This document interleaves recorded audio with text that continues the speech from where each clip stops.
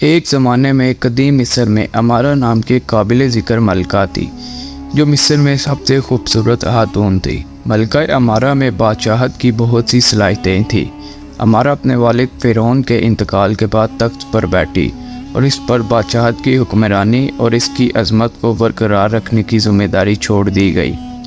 جس لمحے سے ملکہ کے طور پر اپنی جگہ لی، امارا نے اپنے لوگوں سے گہری محبت کا مظاہرہ کیا۔ وہ اپنی ہمدردی، انصاف پسندی اور اپنی بادشاہت کو پھلتا پھولتا دیکھنے کی خواہش مند تھی۔ اس کے دور حکومت میں مصر نے خوشحالی کے سنہری دور کا تجربہ کیا، لیکن امارا کا دور اس کے چیلنجوں کے بغیر نہ تھا۔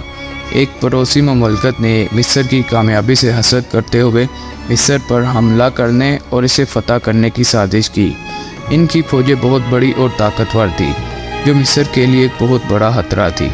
امارا جانتی تھی کہ اسے اپنے لوگوں اور اپنی پیاری مملکت کی حفاظت کے لیے جلد ہی کوئی قدم اٹھانا ہوگا۔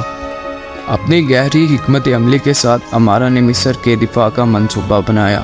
وہ ہمسائے ریاستوں پہنچی اور انہیں مخاطب کرتے ہوئے کہا کہ مصر ایک بہت بڑے خطرے میں ہے اور اس سے مصر کا نظام درہم برہم ہو سکتا ہے اور ممکن ہے کہ اس میں باقی ریاستوں کو بھی نقصان ہو۔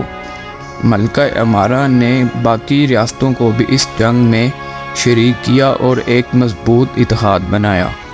امارا اپنی فوجی طاقت کو کمزور سمجھتی تھی اور اس نے اپنی فوجیوں کو سختی سے تربیت دی اور ان میں عزت، نظم و ضبط اور اتحاد کی قدریں پیدا کی۔ اس کی رہنمائی کے ساتھ وہ ایک ایسی طاقت بن گئی جس کا حساب لیا جائے۔ جیسے جیسے دشمن کی فوجیں قریب آئی، امارا نے اپنے لوگوں کو مخاطب کرتے ہوئے انہیں مشکلات کا سامنا کرنے کے لیے کھڑے ہونے کی ترغیب دی۔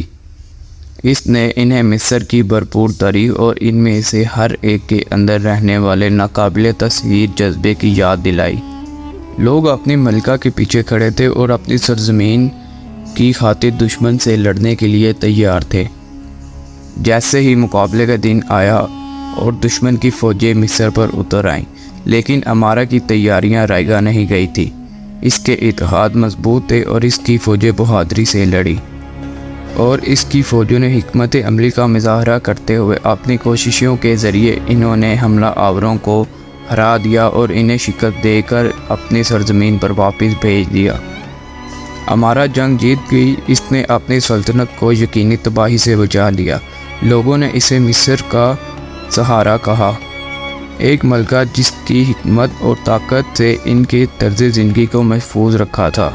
اس نے اپنے لوگوں کی خوشحالی کو آگے بڑھاتے ہوئے رحم اور شفقت کے ساتھ حکمرانی جاری رکھی اور ایک ایسی پائیدار یاد چھوڑی جسے آنے والی صدیوں تک یاد رکھا جائے گا۔ ملکہ امارا کا دور ایک عقل مند اور ایک مہربان حکمران کا مظہر بن گیا، جو نہ صرف اپنے دور میں بلکہ پوری تاریخ میں قابل احترام ہے۔